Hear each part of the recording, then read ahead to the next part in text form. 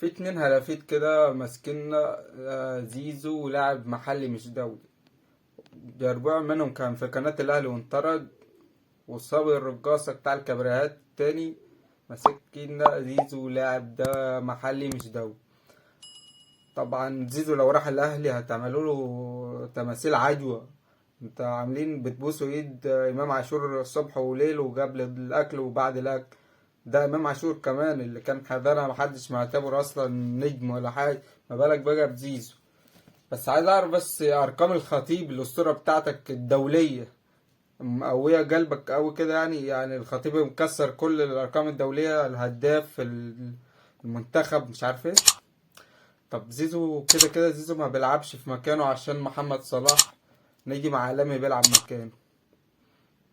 انت عندك مين مكان زيزو؟